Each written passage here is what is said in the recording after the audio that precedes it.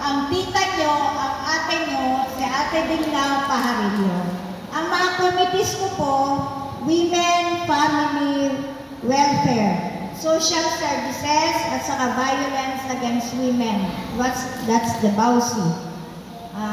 Ang mga activities and achievements ko na, as you all know, nag-start lang naman po ako January 3. Pero thank you kay Kap kasi marami ng trainings and seminars na pinadala niya, pati mga Zoom meeting, kaya medyo natututo na po ako. Thank you so much, Kap. Tapos, ito yung mga activities na inatenan ko. Attended yung BAUSI training sa munisipyo. Kasama ko si Ever, yung ating BAUSI staff. Tapos may basic orientation, yung online and offline exploitation of children. Tsaka face-to-face training na ginanap sa Cainta. Nakahingi naman po tayo ng mga materials for BAUSI, Lupon, Tanod sa DILG office. Yung mga results and action. Sinimulan na po namin yung feeding program sa may Lotos at sa Kabak Chapel for almost more than 100 recipients. Magkakaroon po tayo tuwing Sabado, different areas ng ating barangay. Kaya lang po mag-Holy Week na, kaya by April na lang po ulit. Meron po tayong 4 cases of child support, January to present, pero 3 na po yung na-resolve. Pero yung isa, nasa Lupon pa po. Tapos may 4 cases of violence against women, pero thanks God, all resolved. Nag-ayos na po.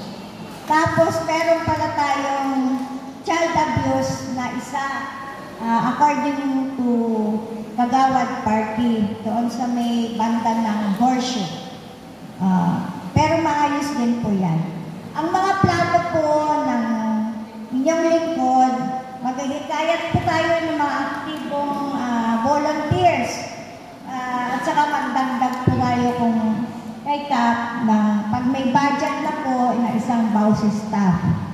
Maglalaan po tayo ng kwarto, comfortable room para sa BAUSI office. Kasi kung may mga bata o kaya kailangan nila ng comfortable area. Yung hindi sila makikita, medyo sekreto yung mga pag-uusapan.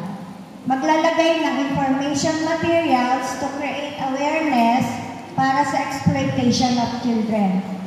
Kasi nakikita naman po siguro natin, napapanood sa TV, yung mga parents na rin po ang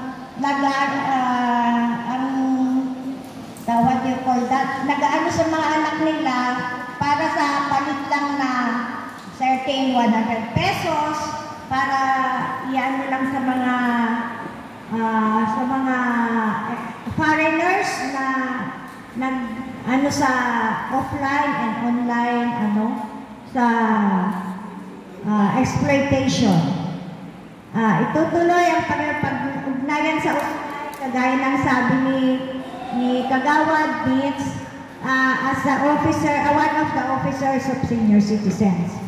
Then, tutulong po tayo sa ibang gawain at serbisyo ng barangay.